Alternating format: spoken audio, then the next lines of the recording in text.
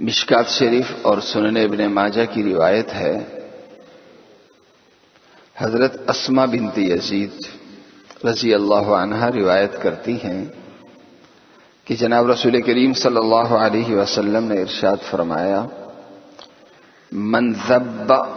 عن لحم اخیہ بالمغیبۃ کان حقا علی اللہ ان یعتقہ من النار۔ جناب رسول کریم صلی اللہ علیہ وسلم نے ارشاد فرمایا، ایک مسلمان کے سامنے اس کے بھائی مسلمان کی عزت اچھالی جا رہی ہے،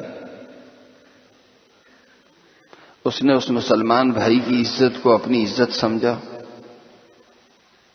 اور دفاع کیا،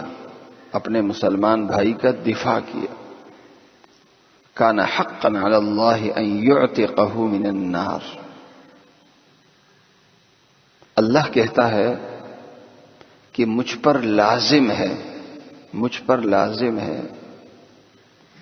کہ اس شخص کو میں جہنم سے ضرور بالضرور چھٹکارا دوں گا، جہنم سے اس شخص کو میں آزادی دوں گا۔ ایک مسلمان کے سامنے اس کے بھائی مسلمان کی عزت اچھالی جا رہی ہے،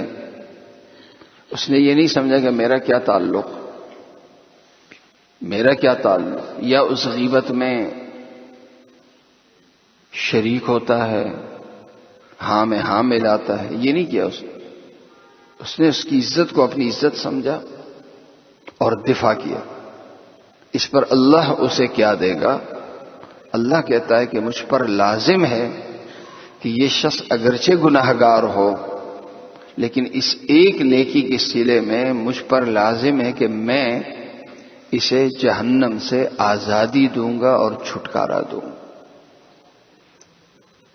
اسلام جو ہمیں تصور دیتا ہے کہ جس طرح ہمارا فرض اسلام کا دفاع کرنا ہے،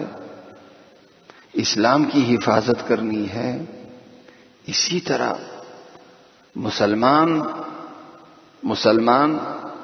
کا تحفظ اور مسلمان کا دفاع، یہ دین ایسا ہی کار ثواب قرار دیتا ہے جیسے دین کا تحفظ اور دین کا دفاع۔ اسلام سے ہمارا جتنا تعلق ہے اتنا ہی ہمدردی کا تعلق ہمیں مسلمانوں سے بھی ہونا چاہیے، خاص طور پر جب یہ مسلمان دین کے پابند ہوں، دین کی خدمت میں لگے ہوئے ہوں، چھوٹی چھوٹی باتوں کو لے کے جب ان کی عزتیں اچھالی جاتی ہوں، انہیں تنقید کا نشانہ بنایا جاتا ہو، ایسے میں پھر ایک کمزوری جو ان کے سامنے لائی جاتی ہو تو ہم ان لوگوں کے سامنے ان کی 99 اچھائیاں لائیں تاکہ نیک لوگوں کی حوصلہ افزائی ہو اور نیکی پروان چڑھے۔ اللہ تعالیٰ مجھے اور آپ سب کو عمل کرنے کی توفیق